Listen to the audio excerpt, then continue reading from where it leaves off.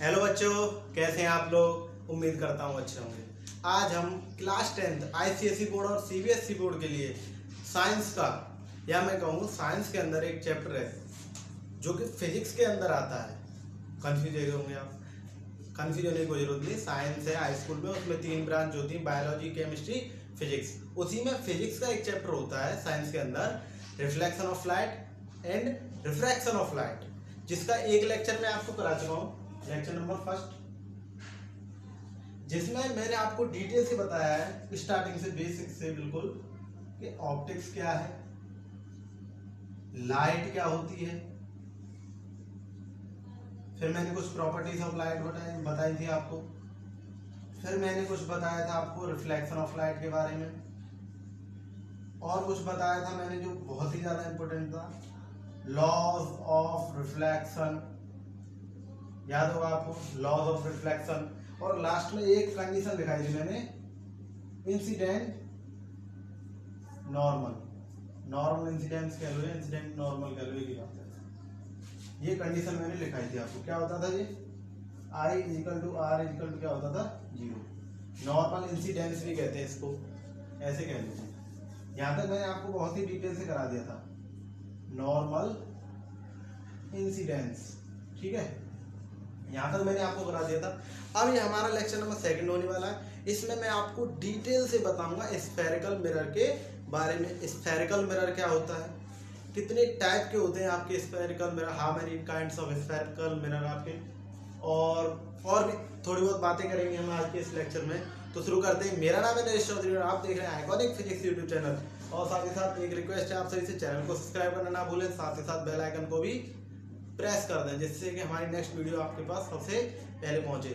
और अगर वीडियो आपको अच्छा लगे तो वीडियो को लाइक करें और साथ ही साथ अपने फ्रेंड्स में शेयर भी करें। चलो स्टार्ट करते हैं आप लेक्चर नंबर 2। तो देखो, हम इसमें क्या करेंगे, इंट्रोडक्शन देंगे आपको, introduction of spherical mirror, spherical mirror. देखो, इससे पहले आपने कुछ ऐसा करके प्लेन मिरर पढ़ा था, लेटा हुआ है या खड़ा हुआ है, ऐसे करके कुछ उसकी एक सरफेस होती थी जो पॉलिश्ड सरफेस कहते हैं, जिसे हम पॉलिश्ड सरफेस, ठीक। और ये होती थी हमारी रिफ्लेक्शन सरफेस, या कहूँ रिफ्लेक्टिंग सरफेस। ये क्या होती थी हमारी रिफ्लेक्टिंग सरफेस, ठीक है। लेकिन अब जो हम स्फेरिकल मिरर पढ़ने वाले हैं, जो कुछ स्फेरिकल मिरर 2 प्रकार के होते हैं। क्या होता है बाद में बताऊंगा, पहले ये समझो 2 प्रकार। एक तो आपको देखो कुछ ऐसा लगता है, ये जो इसकी बल्जिंग सरफेस है, इसको क्या कहते हैं, ऊपर वाली को बल्जिंग सरफेस। ये क्या होती है, इसमें पॉलिश्ड होती है, ठीक है, पॉलिश्ड। और जो ये सरफेस है, ये उसमें होती है रिफ्लेक्टिंग सरफेस, रिफ्लेक्टिंग सरफेस। क्या होती है ये, रिफ्लेक्टिंग सरफेस। यानी देखो, यानी लाइट आएगी, वो यहां से आएगी और यहीं से रिफ्लेक्ट होगी। यानी कुछ ऐसा नहीं लग रहा आपको, गुफा टाइप, गुफा जैसा हम गुफा में घुस रहे हैं। तो इसी मिरर को हम क्या कहते हैं, इसी स्फेरिकल मिरर को कहते हैं कॉनकेव। केव माने कुछ गुफा होती है, आप जानते होंगे। एक होता है हमारा कॉनकेव मिरर। एक में क्या होता है, देखो ऐसे सरफेस होती है, इसमें जो बल्जिंग सरफेस है वो होती है रिफ्लेक्टिंग सरफेस, और जो आपकी ये वाली सरफेस है ये पॉलिश्ड होती है। क्या होती है ये, पॉलिश्ड। अब जो बल्जिंग सरफेस है वो क्या है, इसमें रिफ्लेक्टिंग, और जो हमारी केव वाली पोजीशन थी वो क्या है, इसमें पॉलिश्ड। ऐसे मिरर को कहते हैं हम कॉन्वेक्स मिरर। क्या कहते हैं हम, कॉन्वेक्स मिरर। स्फेरिकल मिरर 2 प्रकार के होते हैं, एक होता है कॉनकेव और एक होता है कॉन्वेक्स। अब ये बने कैसे, क्या चक्कर है, वो पढ़ेंगे। देखो, वो तो आप लोग फटाफट स्क्रीनशॉट ले लिया करो। चलो ठीक है, आप देखो,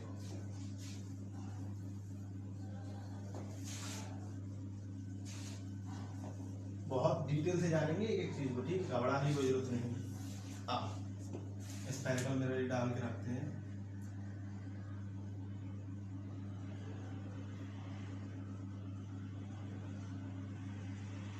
चलो अब देखो, ये हमारा कोई स्फेरिकल मिरर है, ऐसे करके वृत्त नहीं है ये, सर्कल नहीं है ये, ध्यान रखना इसको। गोला गोला है ये, ऐसे करके बॉल होती है ना, बॉल ऐसे करके।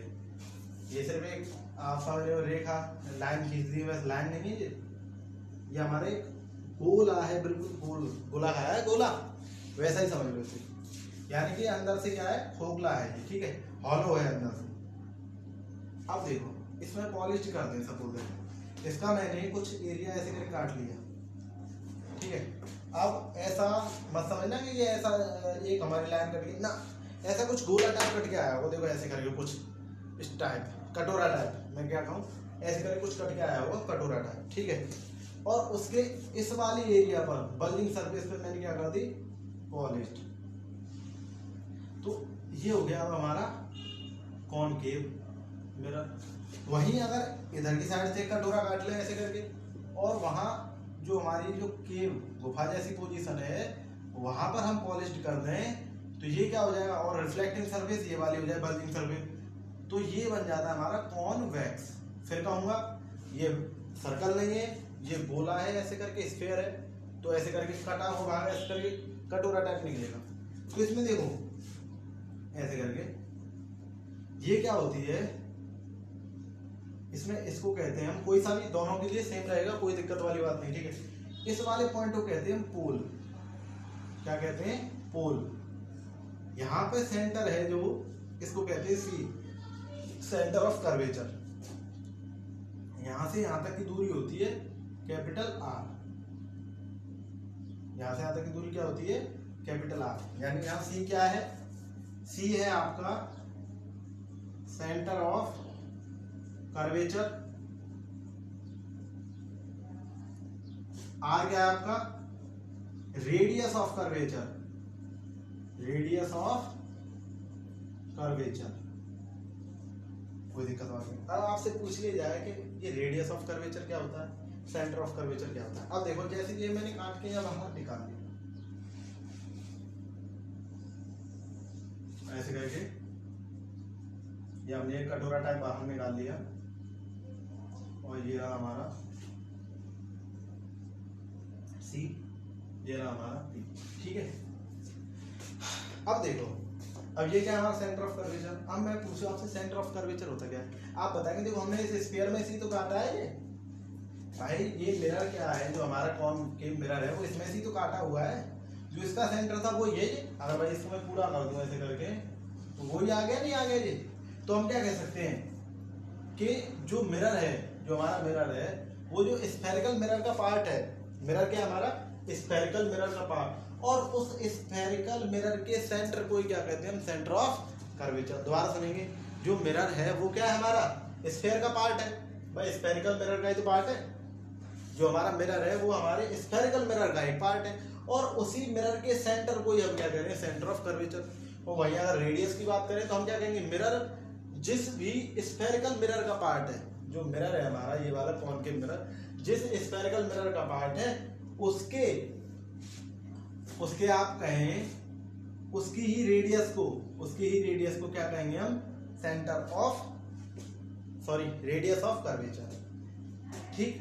अब जो आपको ये रेखा दिखाई दे रही है, ये लाइन आपको दिखाई दे रही है, ये लाइन, इसको कहते हैं हम प्रिंसिपल एक्सिस। प्रिंसिपल वो ये इस किलो में होते हैं, ये प्रिंसिपल एक्सिस। कई नाम होते हैं इसके, जैसे हेड एक्सिस भी होता है इसका, हेड एक्सिस, कोई दिक्कत नहीं। अब हेड एक्सिस क्या होता है, क्या कह सकते हैं हेड एक्सिस, इसको कह सकते हैं हेड एक्सिस, यानी कि लाइन जॉइनिंग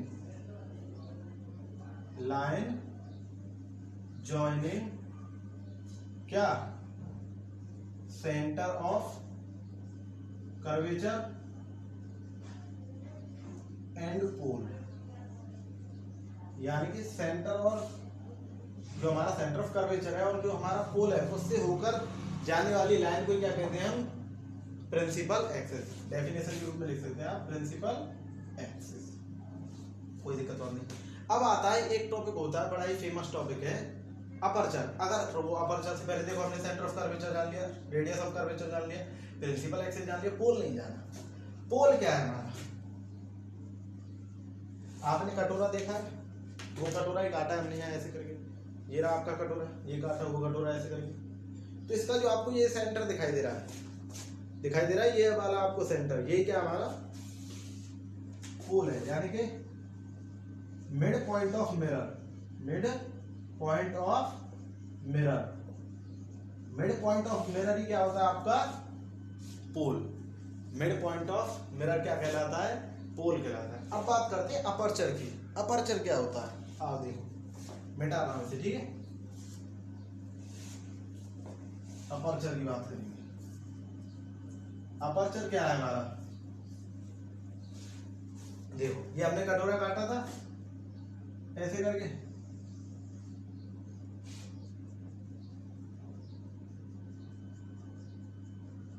ठीक।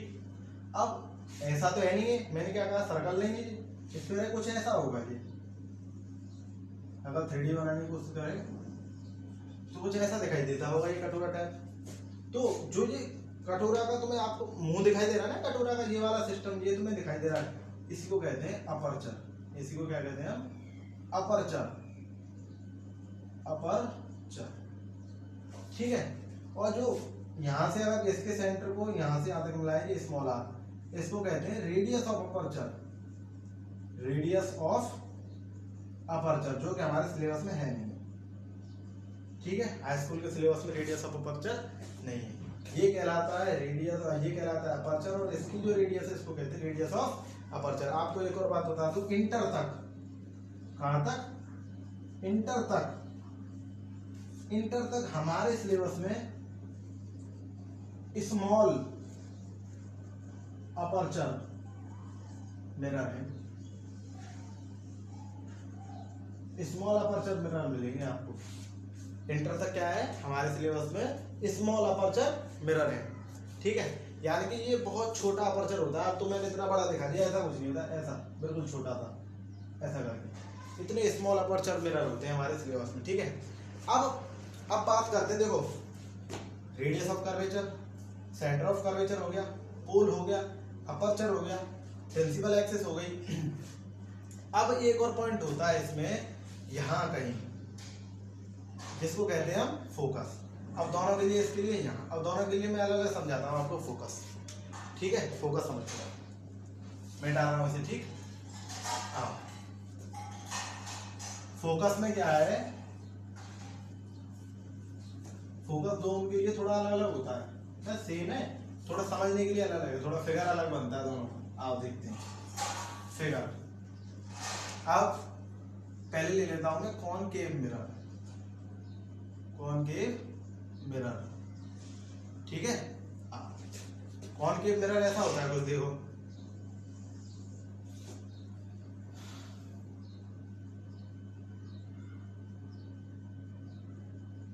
ठीक है। ये पोल हो गया। अब हम क्या करते हैं, कुछ रे ऑफ लाइट भेजते हैं। क्या करते हैं? रे ऑफ लाइट, जो कैसी होती है? Parallel to the principal axis. ये हमारी प्रिंसिपल एक्सिस है, उसके क्या हो? पैरेलल हो, parallel to the principal axis of concave mirror. After reflection they have meet common point on the principal axis of the mirror is called focus। समझ में आई कुछ बात? थोड़ा वैसे गलत बन गया, थोड़ा सा ही बनाते इसे। यानी कि rays of light parallel to the principal axis on the concave mirror after reflection they have meet at the common point on the principal axis of mirror is called क्या है? is called क्या? Focus. लिख देता हूं। और सुनो, आपने एक बात देखा, ये रेज ऐसे आ रही थी पैरेलल, और इससे रिफ्लेक्ट हुई, एक ही पॉइंट पर फोकसित हो गई, एक ही पॉइंट पर फोकस होगी। देखो ऐसे फैल कर आई थी और एक ही पॉइंट पर आ गई। इनको क्या कहते हैं? Converging rays. जो हमारा कॉनकेव मिरर है वो क्या करता है? कन्वर्ज करता है रेज को। क्या कह देते हैं? कन्वर्जिंग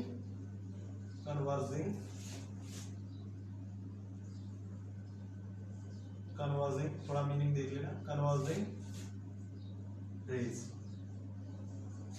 क्या है? यहाँ क्या हो रहा है? Converging rays. ठीक है। और देखो डेफिनेशन लिखना चाहें, the rays of light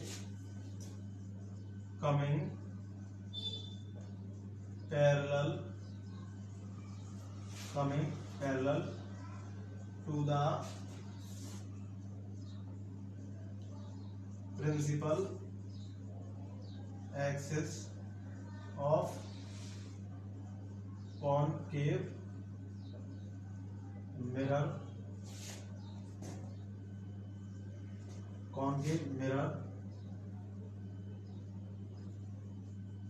after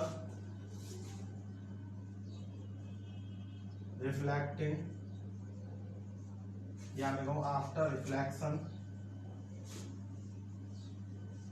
they have meet at the common point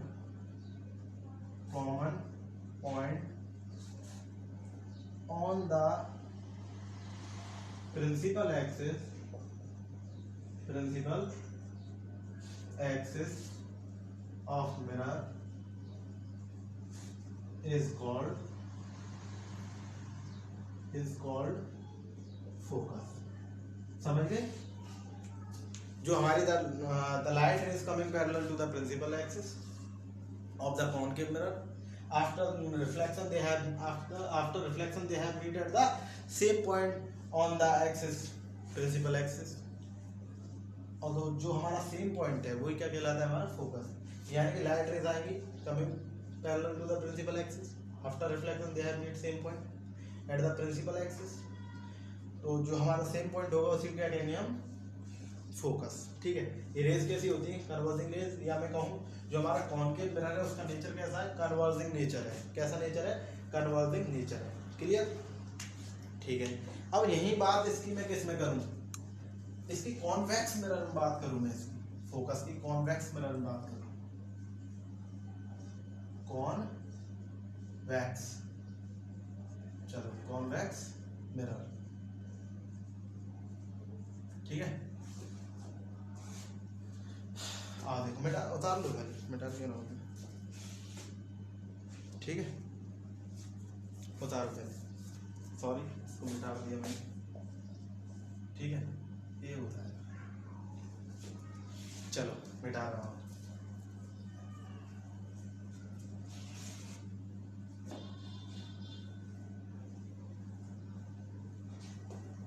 चलो देखो ये कुछ ऐसा होता है। ठीक है, इसके जो केप वाला पार्ट होता है वहां होती है पॉलिश, जो हो गया सेंटर से। तो यहां से क्या हुआ, कुछ रेस पहुंचाई हमने ऐसे करके parallel to the principal axis. अब क्या हुआ, ये देखो यहां से आप सभी जानते हैं नॉर्मल ऐसे करके डलेगा, नॉर्मल डल गया। ये सभी जानते हैं, मैं बता चुका हूं पिछले लेक्चर में, जो स्फेरिकल मिरर है उसका जो नॉर्मल है वो कहां होके जाता है? Centre, radius of centre of curvature. ठीक है, अब यहाँ से क्या होगा, ये ऐसे करके चली जाएंगी, ये ऐसे करके चली जाएंगी। अब क्या होगा, हम क्या करेंगे, इनको बैकवर्ड लेके आएंगे, बैकवर्ड खींचेंगे। आप देखो बैकवर्ड ड्रॉ करेंगे, बैकवर्ड ड्रॉ किया तो कुछ इस पॉइंट पे बैकवर्ड जब ले जा रहे हैं हम, तो यहाँ आती हुई लग रही है हमें कि यहाँ आ रही है। ठीक है, इसी पॉइंट को क्या कहते हैं हम? फोकस। तो देखो गौर से देखो, रेज आई थी पैरेलल, अब देखो रिफ्लेक्शन की बात कैसी होगी, फैल गई, स्प्रेड हो गई। यानी कि इसने क्या कर दिया, कन्वर्ज नहीं किया, डाइवर्स कर दिया। देखो ऐसे करके और फैल गई। तो तो जो कॉन्वेक्स मिरर है उसकी प्रवृत्ति होती है डाइवर्जेंट रेज कह लो। डेफिनेशन बनाना चाहेंगे तो क्या होगा, द रेज ऑफ लाइट या लाइट रेज कह लो, the rays of light coming parallel to the principal axis of the convex mirror, ठीक है। फिर the divergent rays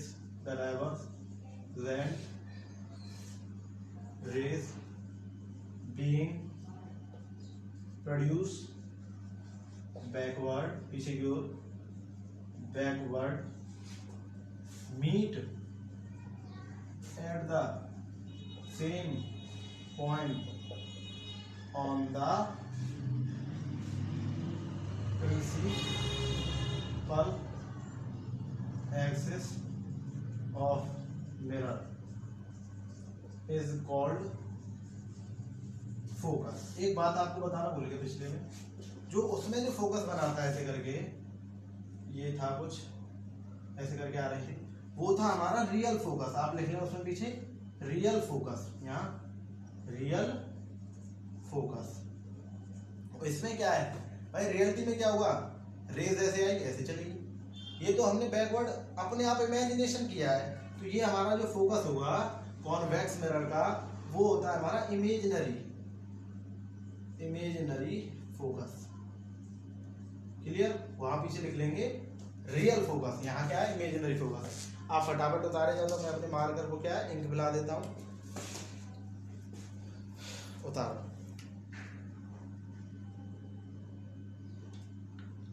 उतार लिया। जो कॉनकेव मिरर है उसमें जो फोकस होता है वो रियल होता है, और इसमें कैसा होता है फोकस, इमेजिनरी फोकस होता है, ठीक है। उतारो, हो गया। चलो बढ़ते अपने नेक्स्ट टॉपिक की ओर। देखो अब एक चीज और है, अब इस दूरी को क्या कहते हैं, ये पोल है हमारा, ऐसे यहाँ पे क्या होता था पोल, ये फोकस, ये दूरी आप देखो मिटा रहा हूं, ठीक है। इस दूरी को हम कहते हैं फोकल लेंथ। क्या कहते हैं, फोकल लेंथ। ये क्या होती है, distance from pole to focus, ऐसे कह लो distance from focus to pole, distance between कह लो, distance between focus to pole, ठीक है। Distance between focus to pole है, distance between focus and pole is called focal length, focal length. अब देखो जो कॉनकेव या कॉन्वेक्स मिरर में होता है वो सभी बातें मैंने आपको डिटेल से बता दी, आप देख लेते, एक बार रिवीजन कर लेते, रिवाइज करते हैं। चलो देखो कोई सा भी एक ले लेता हूँ, ये हमारा ले लिया मैंने कॉनकेव मिरर, ठीक है। सबसे पहले पोल के बारे में बात कर चुके हैं, क्या होता है mid point of mirror. Aperture की बात कर ही चुके हैं हम, ये ना हमारा अपर्चर, ठीक है। सेंटर ऑफ कर्वेचर की बात हम कर चुके हैं, क्या होता है जिस स्फीयर का जो पार्ट होता है उसी के सेंटर को क्या कहते हैं, centre of sphere. Centre of radius हम बात कर चुके हैं, या फिर रेडियस ऑफ कर्वेचर का, कोई दिक्कत नहीं। और फोकस की हम बात कर चुके हैं, क्या होता है दो अलग अलग फोकस है, रियल और इमेजिनरी। अब यहाँ से यहाँ तक की दूरी को कहते हैं फोकल लेंथ, स्मॉल एक्सिस को डिनोट करते हैं। अब और कुछ रह गया, प्रिंसिपल एक्सिस के बारे में हमने बता दिया, प्रिंसिपल एक्सिस या हेड एक्सिस कहते हैं इसको, ठीक है। अब एक बात और होती है important,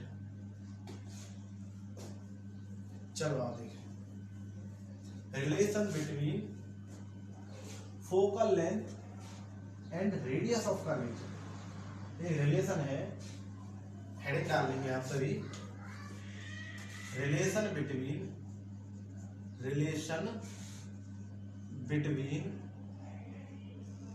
focal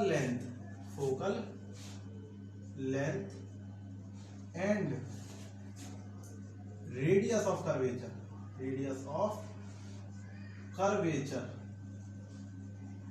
radius of curvature, इनमें डिस्टेंस बताना है आपको, ठीक है, सॉरी रिलेशन बताना है इनमें, relation between focal length and radius of curvature, ठीक है। हेडिंग डाल लिया आपने, बहुत अच्छी बात है, डाल लो। चलो आओ, मिटा रहा हूँ मैं इसे क्योंकि जगह थोड़ी कम है, कैमरा नीचे दिखाई नहीं देना। आओ अब देखो, आप रिलेशन बताते हैं। देखो हम बहुत दिनों से पढ़ते आ रहे हैं रिलेशन, आपने अगर किताब खोल के देखी हो, F is equal to R/2, यानी कि जो हमारी फोकल लेंथ है वो रेडियस ऑफ कर्वेचर की हाफ होती है। आपकी जानकारी के लिए बता दीजिए, आप हम बहुत दिनों से गलत पढ़ रहे हैं। आप कहेंगे सर किताब भी गलत बता रही है, नहीं किताब नहीं गलत बता रही, आपने गलत पढ़ा है। आप देखो, हम कोई सा भी ले लेते हैं, फॉर एग्जांपल के लिए हम ले रहे हैं फिलहाल कॉन्वेक्स मिरर, कॉनकेव ले लेते हैं, कॉनकेव मिरर, ठीक है, एग्जांपल के थ्रू, या मैं कहूँ डेरिवेशन के लिए हम इसी को लेते हैं, ठीक। आप देखो,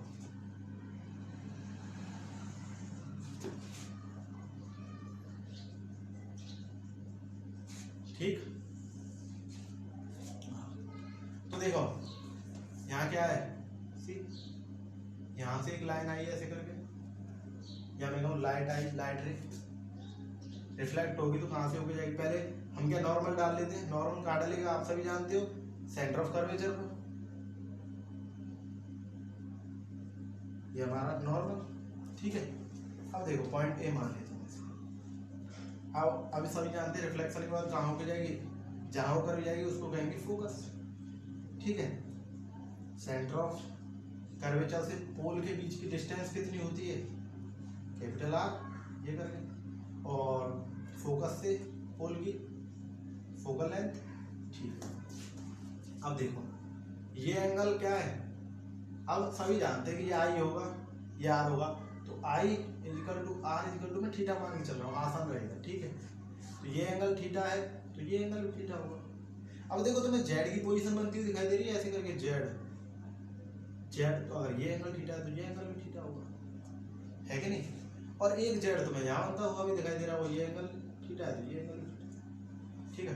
अब गौर से देखो, ये दोनों एंगल थीटा है। अब आप देखें तो यहाँ से आता कि आर है, यहाँ से लेके यहाँ तक क्या आ रहा है। अगर मैं आपसे कहूँगा भाई इस गोले को पूरा कर दूं मैं ऐसे करके, तो भाई ये भी तो त्रिज्या ही है, यहाँ से लेके यहाँ तक ये भी तो आर ही हुई भाई, ये इसको पूरा कर दें हम ऐसे करके, तो ये भी तो यहाँ से यहाँ तक आ रहा है, तो यहाँ से यहाँ तक भी आर होगा, वृत्त बन गया ना, सर्कल बन गया आपका पूरा भाई, ऐसे करके सर्कल बन गया ना, ये आर है तो ये भी आर होगी, समझे। तो यहाँ से ए से लेके सी तक की दूरी भी क्या है आपकी, डिस्टेंस क्या है, आर है, ठीक है। यहाँ से यहाँ तक की जो डिस्टेंस दिखाई दे रही है वो हमारी आर है। अगर देखो आप सभी जानते हैं इसमें दो एंगल इक्वल है, टू एंगल्स आर इक्वल्स,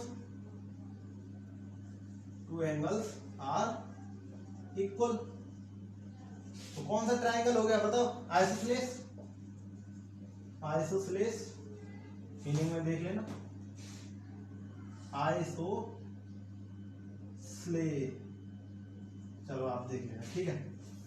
ये हो गया आपका आइसोसेलेस ट्रायंगल। तो आइसोसेलेस कुछ ऐसा ही होता है जिसमें दो एंगल बराबर होते हैं ऐसे करके, और आप जानते हैं आइसोसेलेस में यहाँ से जो नॉर्मल सामने वाली साइड पर डाला जाता है वो क्या करता है, उसको हाफ हाफ में डिवाइड कर देता है। अगर ये टोटल दूरी आर है आपकी, तो यहाँ से यहाँ तक की दूरी कितनी हो जाएगी, ये r/2 हो जाएगी और ये r/2 हो जाएगी। आइसोसेलेस ट्रायंगल का काम होता है, ठीक है। तो मेरा कहने का मतलब है, अगर मैं यहाँ से एक परपेंडिकुलर डालूंगा, इस पर नॉर्मल डालूंगा, तो यहाँ से यहाँ तक कोई पॉइंट नाम दे देता हूँ, उसको आर लिख देता हूँ यहाँ पूरा ऊपर, यहाँ आपको समझ में आए, ए सी इक्वल टू आर, ठीक है, समझ लेना यहाँ। तो इसको पॉइंट नाम दे देता हूँ मैं क्यू, क्यू तो अच्छा नहीं लगा, पॉइंट क्या दूँ क्या दूँ क्या दूँ, ए बी, बी नहीं, ठीक है, बी।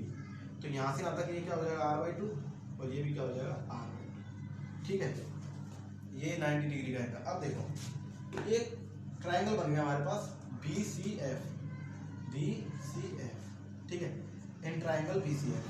अब देखो ये 90 डिग्री एंगल, तो ये सामने वाली भुजा क्या होगी आपकी, 90 डिग्री के सामने वाली होती है हाइपोटेनियस, और ये क्या है थीटा, थीटा के सामने वाली क्या होती है आपकी बताओ परपेंडिकुलर, और बची हुई क्या होगी बेस। अब ये वाली दूरी हमने मान ली x, ठीक। अब हमारे पास इसके सामने वाली ये क्या हाइपोटेनियस है, और ये क्या है हमारा बेस। हाइपोटेनियस और बेस किस में होता है, कॉस में। तो कॉस थीटा बराबर होता है आपका बेस अपॉन हाइपोटेनियस, ठीक है, बेस अपॉन हाइपोटेनियस। बेस क्या है हमारा बताओ, r अपॉन 2, भाई बेस तो यही है, और हाइपोटेनियस x, यही है। यानी कॉस थीटा बराबर क्या निकल गया है हमारा r अपॉन 2x, ठीक है। मिटा रहा हूं मैं इस वाली बात को, आपने लिख ली होगी। स्क्रीनशॉट खींच लो फटाफट, खींच लिया, चलो अब देखो यहां से मैं क्या करता हूँ, x की वैल्यू निकाल लेता हूँ, x पे इधर पहुंचा देता हूँ, तो क्या हो जाएगा r अपॉन 2 कॉस थीटा, और कॉस थीटा ऊपर ले जाके मैं लिख सकता हूँ क्या sec theta 1 upon cos theta sec theta, ठीक है, कोई दिक्कत वाली बात नहीं। अब देखो हमें f चाहिए, भाई ये वाली दूरी में निकाल कैसे सकता हूँ आप बताओ। आप देखो हमारे पास ये दूरी है r, इस r में से मैं इस x को घटा दूंगा तो f निकल आएगा बचा कुछ नहीं, भाई इस r में से, इस टोटल में से इसको घटा दूंगा, ये आ जाएगा, तो इसको लिख दूंगा r माइनस x, और x की वैल्यू कितनी दे रखी है हमें, f equal to r minus r/2 sec theta. तो बच्चों राइट इक्वेशन तो ये है, राइट इक्वेशन तुम्हारी ये है। आप कहेंगे सर फिर r/2 तो बहुत दिनों से पढ़ते आ रहे हैं, उसका क्या है, वो भी एक कंडीशन में सही होता है। बस मैं आपको कह चुका हूँ आपके सिलेबस में स्मॉल अपर्चर मिरर है, तो if we have small aperture mirror, अगर हमारे पास क्या है स्मॉल अपर्चर मिरर है, तब वो वाला फॉर्मूला लगेगा। कैसे, जब अपर्चर ही बहुत छोटा हो जाएगा, बहुत ही छोटा, तो थीटा भी बहुत स्मॉल हो जाएगा। अपर्चर ही स्मॉल है तो थीटा भी स्मॉल हो जाएगा, और स्मॉल की कंडीशन में आप जानते हैं कि साइन थीटा लगभग बराबर होता है थीटा के, और कॉस थीटा लगभग बराबर होता है 1 के। तो कॉस थीटा 1 के बराबर है, तो आप जानते हैं कि सेक थीटा तो रेसिप्रोकल है आएगा, कॉस थीटा का रेसिप्रोकल होता है, नहीं होता, अभी दिखाया। तो कॉस थीटा 1 है तो सेक थीटा भी क्या हो जाएगा 1, तो यहाँ क्या रख देंगे 1, तो क्या हो जाएगा r माइनस r/2। इसमें से अगर इसको घटाऊंगा तो r में से r/2 घटाएंगे तो क्या बचेगा r/2, ये होता है आपका। तो ये कंडीशन है, रियलिटी ये है, कंडीशन है, ये हम पढ़ रहे हैं r/2 कि जब स्मॉल अपर्चर मिरर, अगर लार्ज अपर्चर मिरर हो तब ये गलत हो जाएगा, ये सही रहेगा, ठीक। तो मैंने आपको बहुत ही डिटेल में बता दिया, शायद ही आपको कोई बताएगा यूट्यूब पे हाई स्कूल में, तो आप डिटेल से समझें इसको। अगर नहीं समझ आया तो एक बार वीडियो को पॉज करें और स्टार्टिंग से देखें जहाँ से नहीं समझ में आ रहा है। और आपसे एक रिक्वेस्ट है कि चैनल को सब्सक्राइब करना ना भूलें, साथ ही साथ बेल आइकन को भी प्रेस कर लें। और अगर आपको वीडियो पसंद आई है, आपको ये वीडियो पसंद आई तो वीडियो को लाइक जरूर कर दें, साथ ही साथ अपने फ्रेंड्स में भी शेयर कर दें, जिससे कि उनका भी भला हो सके। तब तक के लिए पढ़ाई करते रहिए, ऑल द वेरी बेस्ट।